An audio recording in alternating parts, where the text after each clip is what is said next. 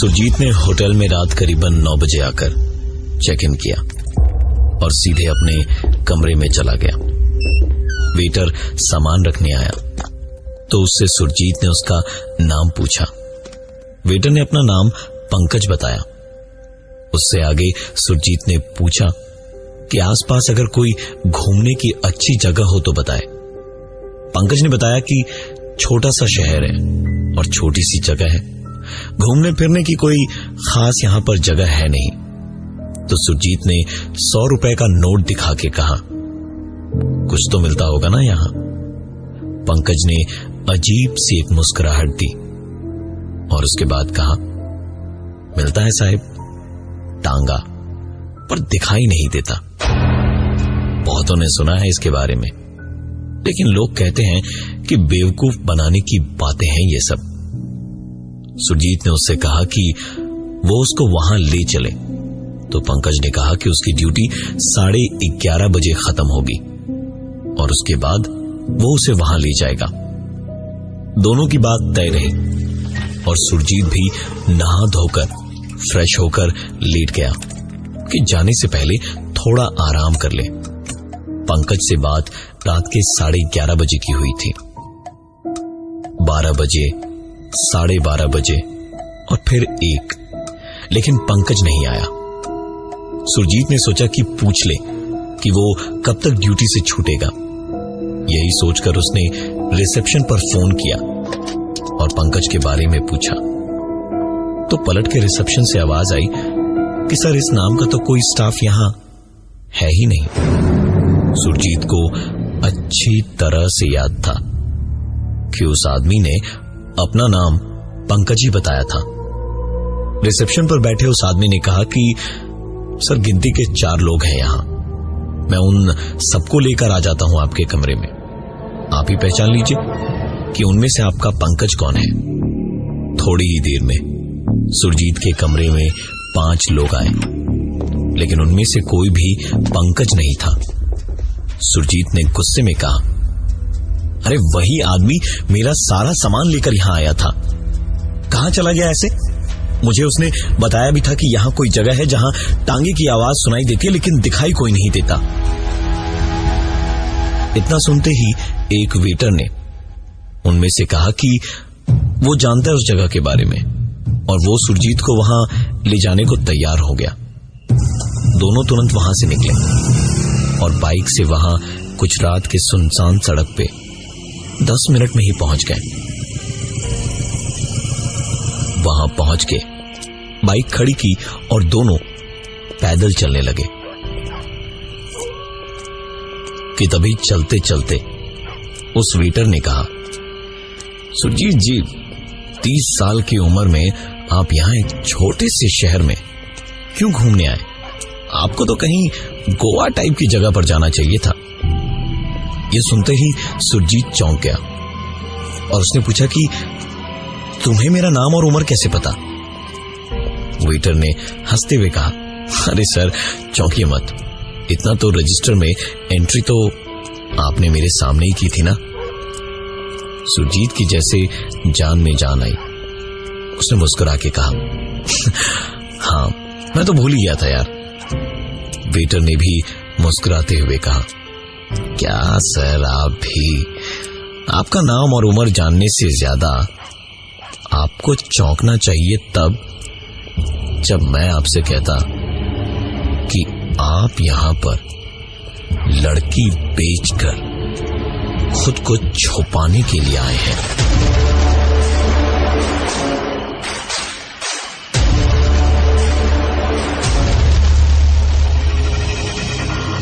ये सुनते ही सुरजीत डरता डरता उस आदमी की तरफ पलटा, लेकिन पलट के जब देखा तो वहां कोई नहीं था।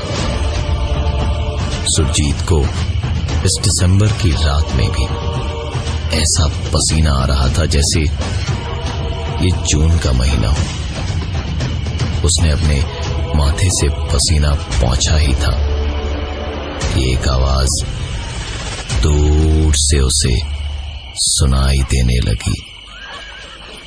वो आवाज धीमे धीमे धीमे धीमे करीब आने लगी और घोड़े के दौड़ने की रफ्तार तेज होने लगी।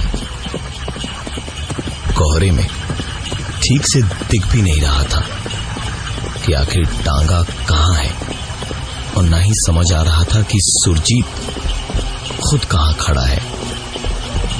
टांगा पास आता गया, पास आता गया, पास आता गया, और अचानक ऐसा लगा जैसे टांगा उसके बिल्कुल पास से तीर की तरह निकल गया हो, और बचने के चक्कर में सुरजीत को नीचे गिरने से चोट भी लग गई। दूर जाते हुए टांगे की आवाज धीरे धीरे दूर जाके अपने आप आनी बंद हो गई, और तभी एक आवाज ने उसका ध्यान तोड़ा। क्या हुआ साहब, चोट तो नहीं लगी? सुरजीत ने देखा कि एक आदमी सर्दी में शॉल ओढ़े मंकी कैप पहने उसकी ओर हाथ बढ़ाए खड़ा था। सुरजीत उन्हें थैंक यू बोलते हुए उठा और उसने पूरी बात बताई तो उस आदमी ने हंसते हुए कहा, सब बकवास है साहब, कोई भूत प्रेत की बात नहीं है। कोहरा देखिए, मेरी शक्ल भी नहीं दिखेगी आपको ढंग से, तो इतनी दूर से टांगा कैसे दिखेगा? आपको ऐसी कहानियां सुना के भेजा है, इसी मारे आपको ऐसा वहम हो गया। उस आदमी ने बात तो बिल्कुल सही कही थी। उसने आगे कहा, चलिए सर, रात बहुत हो गई है, इलाका ठीक नहीं है ये, आपको हम होटल अवध तक छोड़ देते हैं। सुरजीत ने चौंकते हुए कहा, पर आपको कैसे मालूम कि मैं कौन से होटल में ठहरा हुआ हूं? जिसके जवाब में उस आदमी ने हंसते हंसते कहा, अरे चौंकिए मत सर, सारे पढ़े लिखे अच्छे घर के लोग वहीं आके रुकते हैं, आप भी वैसे ही लगते हैं देख के। इतना कह के वो आदमी सड़क के पार तक गया और धीरे धीरे एक आवाज करीब आने लगी। सुरजीत की आंखें चौड़ी होते होते चेहरा डर से पीला सा पड़ गया। उसने हाकलाते हुए कहा, मैं चला जाऊंगा रिक्शा लेके, मुझे टांगे में नहीं जाना। उस आदमी ने मुस्कुराते हुए कहा,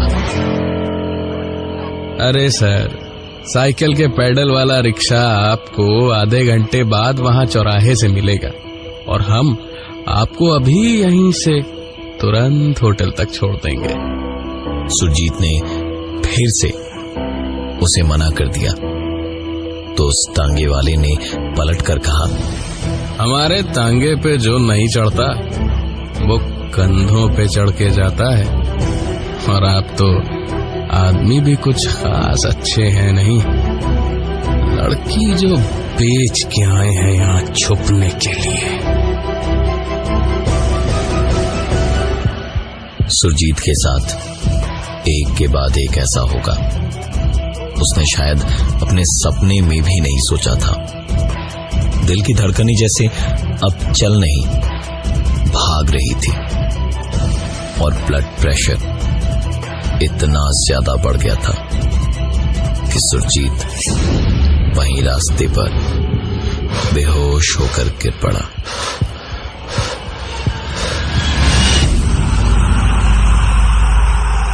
सुरजीत की बेहोशी टूटी चीखों से।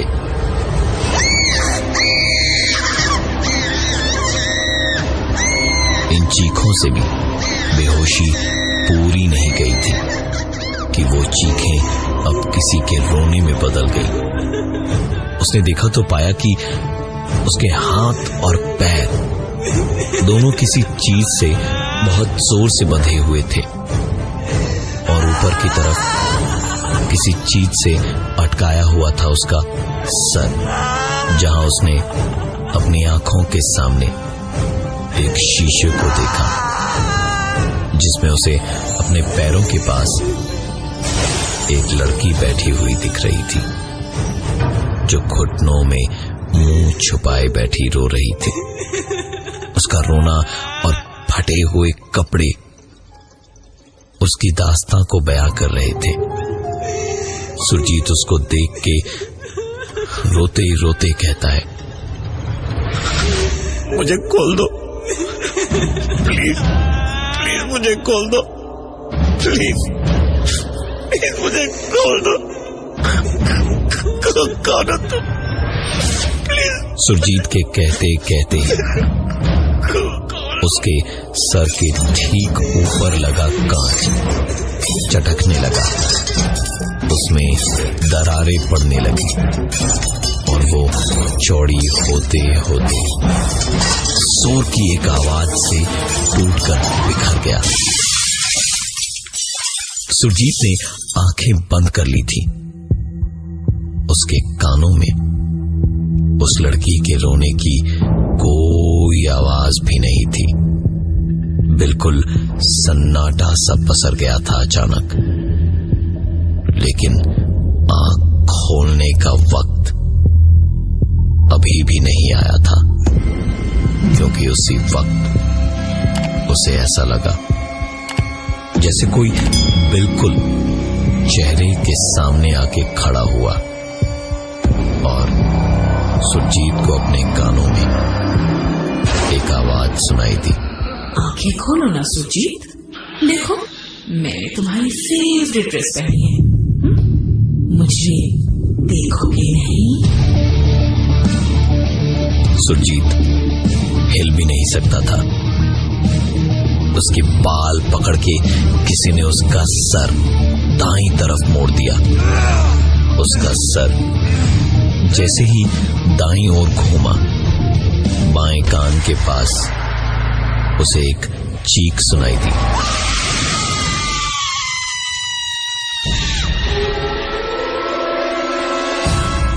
एकदम से जैसे टांगे के चलने की आवाज बाईं ओर से आई और सुरजीत का बायां हाथ और पैर उसी तरफ इतनी जोर से खींचे कि उसके कान के पर्दे फाड़ देने वाली चीख के बावजूद हड्डियों तक के कड़कने की आवाज आ गई। तकरीबन 10 सेकंड तक चला ये सिलसिला और जैसे ही एक पल को वो खींचना रुका तो पूरे कमरे में सिर्फ सुरजीत का चीखना और रोना ही गूंज रहा था। सुरजीत को लगा जैसे शायद उसे अब इस दर्द से निजात मिल जाएगी, लेकिन उसके ये सोचते ही दाईं तरफ से टांगे और घोड़े के दौड़ने की आवाज हुई और उसका दायां हाथ और पैर वैसे ही खींचा और एक बार फिर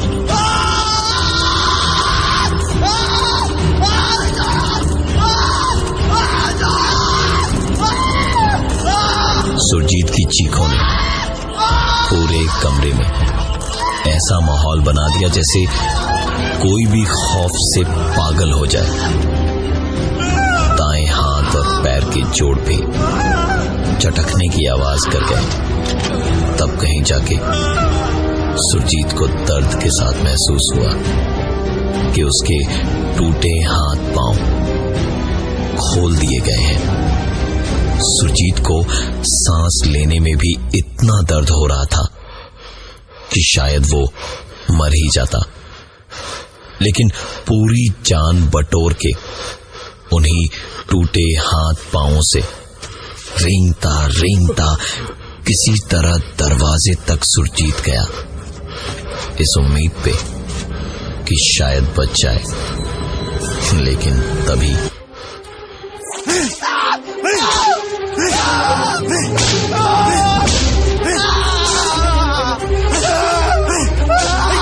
और चीखते चीखते उसे पांव से पकड़कर घसीटते हुए कोई अंदर ले जाने लगा और सुरजीत अपने जिंदा रहने और आजादी दोनों की उम्मीद को भूल के धीमे धीमे बेहोश होता जा रहा था। और बेहोशी के आखिरी पलों में एक आवाज ने उसके कान में आकर कहा, छी छी छी छी छी, लड़की को बेचना नहीं चाहिए था।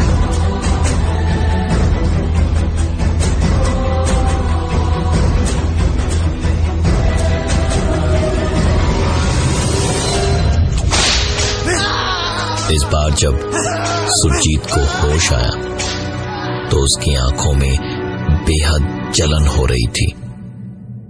सुरजीत एक बार फिर चीखता हुआ उठा और ऐसी चीख जिसमें जिंदगी की भीख, आजादी की उम्मीद और एक दिन फिर से उगते हुए सूरज को देख पाने की मन्नत थी। लेकिन कोई फायदा नहीं था क्योंकि उसकी आंखें बेहोशी में ही फोड़ दी गई थी। अब सुरजीत चाह कर भी आंखें खोल या बंद नहीं कर सकता था। वो अपनी ही खाल नोचे डाल रहा था जब अचानक ऐसा लगा कि किसी ने उसका पैर पकड़ा हो। हाथ चाह के भी पैर तक नहीं ले जा पा रहा था सुरजीत। तभी कुछ ठंडा सा लोहे का उसके पैरों के तले छू गया। एक पल को लोहे के उस ठंडक से जैसे जिंदगी वापस मिल गई थी सुरजीत को। लेकिन अगले ही पल एक आवाज के साथ सुरजीत फिर से चीखा।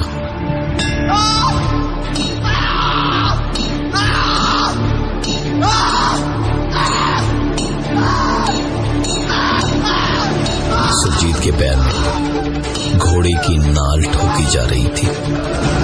कीलें एक पैर में ठोकी गई और फिर दूसरी में। ऐसी बेरहमी, ऐसा वहशीपन शायद नर्क में भी ना होता हो। लेकिन इस वक्त सुरजीत जानता था कि उसके साथ ये भी शायद कम ही हो रहा था, क्योंकि उसे याद आ रहा था कि 3 महीने पहले गायत्री इसी शहर से जब पढ़ाई करने कॉलेज गई थी तब सुरजीत के प्यार में पड़ गई थी।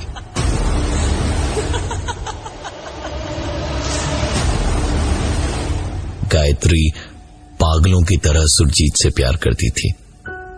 उसने सुरजीत के लिए दुनिया में अपने इकलौते भाई से नाता तोड़ दिया था और सुरजीत के साथ शादी करने के सपने सजाने लगी।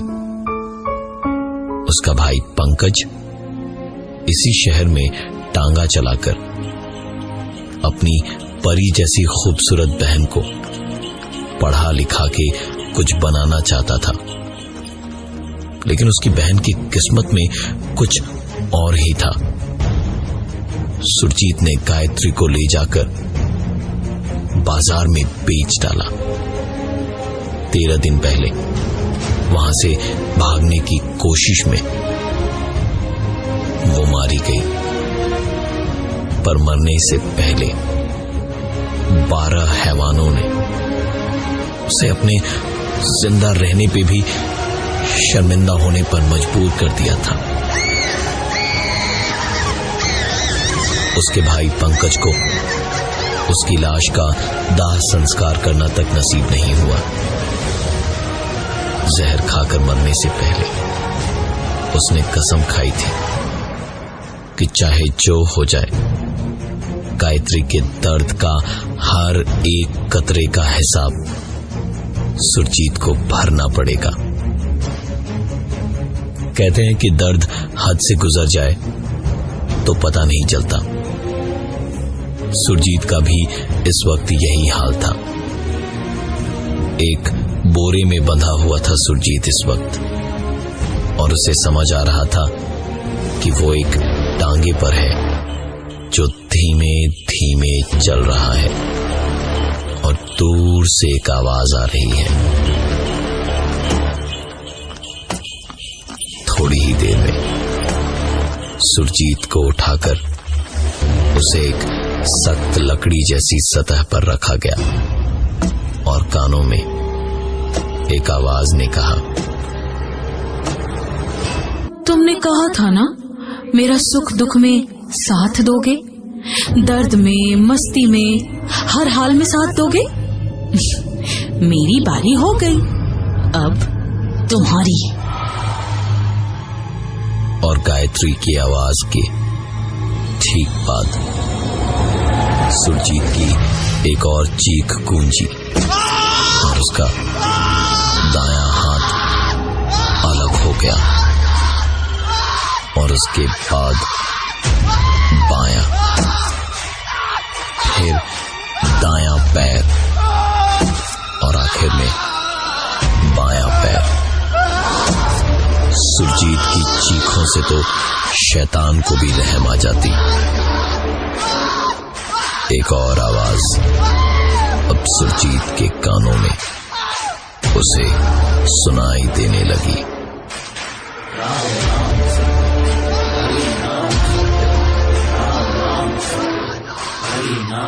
गायत्री के बाद अब उसके मरे हुए भाई पंकज की बारी थी कुछ कहने की। मेरी बहन के भरोसे और प्यार को तूने लालच की पट्टी में जिंदा जलाया, वैसे ही अब तेरी ही बारी है।